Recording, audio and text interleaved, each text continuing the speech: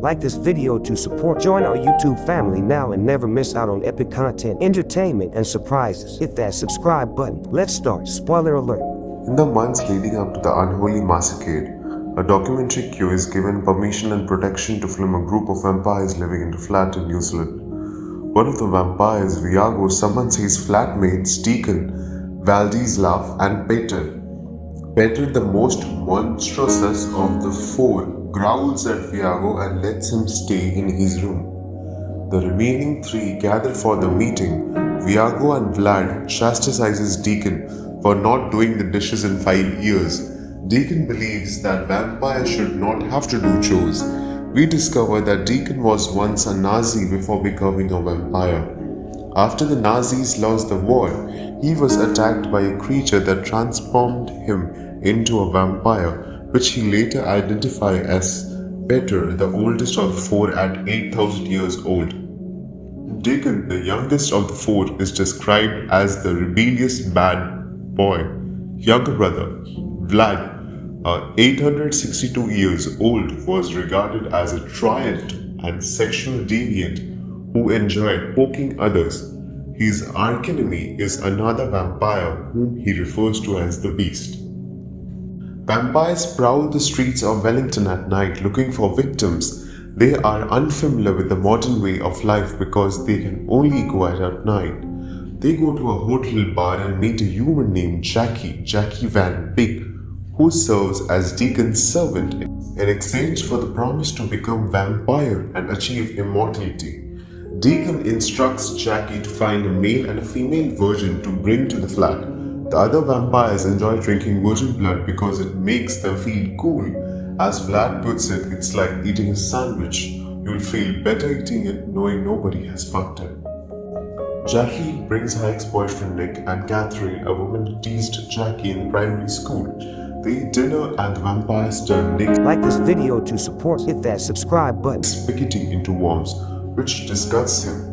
Viago ends up killing Catherine by biting her into her main artery, causing blood to squirt everywhere.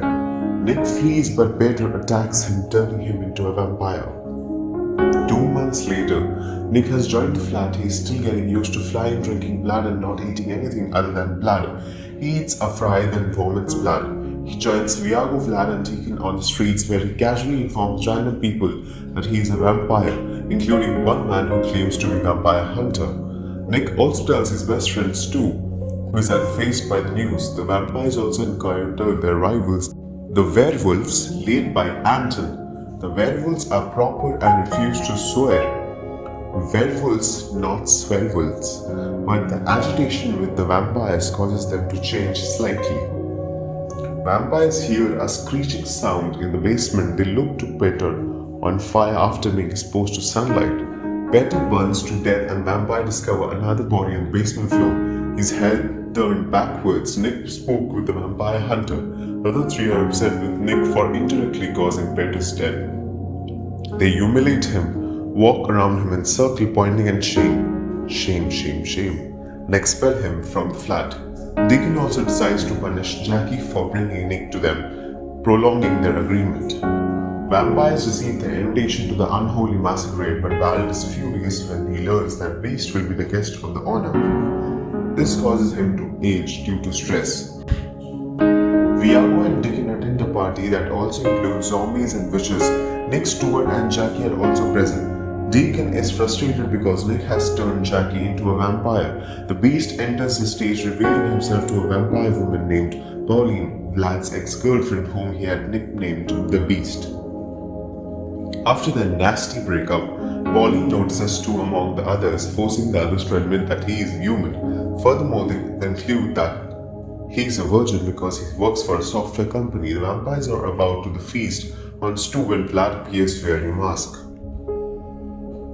Pauline calls him an asshole and imposes her new boyfriend on him. The two fight and the boyfriend nearly sucks Vlad's soul before Stu impales him. He joins Viago, Vlad and Deacon and Nick as they flee. On the run, the gang come across the werewolves again. The full moon is visible and they all transform into their creature forms. They attack Stu and one of the cameramen, tearing them apart. The other vampires mourn Stu. Stu returns to the flat sometime later transformed into a werewolf. He and Anton's werewolf back make friends with the vampires with Nick's assistance. The other vampires have also forgiven Nick. Over time, the vampires adapt to modern life. We see Viago transformed his long-lost love into the vampire, and they're now permanently together, happy despite her being in her 90s. He had planned to do this with her 70 years ago, but his plans got sidetracked. Please make sure that you like, follow, and subscribe to our channel. Check out the other videos if you watched this video all the way through. Cheers.